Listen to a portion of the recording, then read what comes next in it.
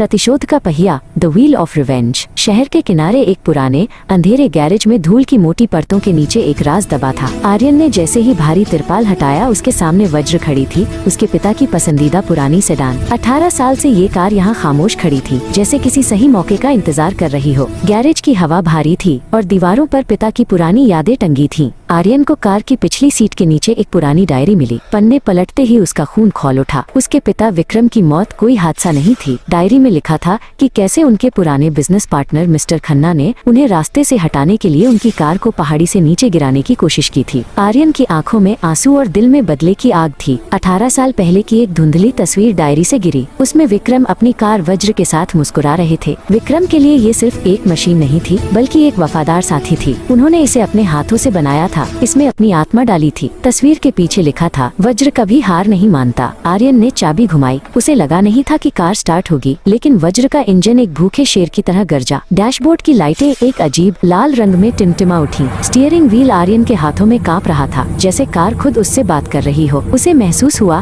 कि इंजन की आवाज में एक मकसद है, प्रतिशोध। शहर के दूसरी तरफ मिस्टर खन्ना अपने आलीशान दफ्तर की खिड़की से बाहर देख रहे थे। अचानक उनकी नजर नीचे सड़क पर खड़ी उसी पुरानी कार पर पड़ी जिसे उन्होंने 18 साल पहले खाई में गिरते देखा था। उनका चेहरा सफेद पड़ गया और उनके हाथ से कांच का गिलास छूटकर गिर गया। वो कार वहाँ कैसे आ सकती थी? आधी रात का समय था। आर्यन गैरेज के बाहर खड़ा था जब उसने देखा कि वज्र की हेडलाइट्स अपने आप जल उठी। बिना किसी ड्राइवर के कार धीरे धीरे गैरेज से बाहर निकलने लगी। उसके टायर सड़क पर रेंग रहे थे और इंजन की आवाज किसी के कराहने जैसी लग रही थी। आर्यन बस उसे देखता रह गया। मिस्टर खन्ना अपनी एसयूवी में बैठकर शहर से भागने की कोशिश कर रहे थे। पहाड़ी रास्ते पर धुंध छाई थी। अचानक पीछे से वही पुरानी सेडान तेजी से उनकी ओर आने लगी। वज्र की रफ्तार नामुमकिन लग रही थी। खन्ना ने रेस दी, लेकिन वो पुरानी कार उनके साए की तरह पीछे लगी रही। खन्ना का पसीना छूट रहा था। उन्होंने रियर व्यू मिरर में देखा तो उन्हें ड्राइवर की सीट पर कोई नहीं दिखा, सिर्फ 2 जलती हुई लाल रोशनी नजर आई। वज्र ने उनकी एसयूवी को जोर से टक्कर मारी। खन्ना ने नियंत्रण खोने की कोशिश की, लेकिन पुरानी कार उन्हें एक खास दिशा में धकेल रही थी, उसी मोड़ की तरफ जहां 18 साल पहले विक्रम का एक्सीडेंट हुआ था। सड़क के किनारे खाई के ठीक पास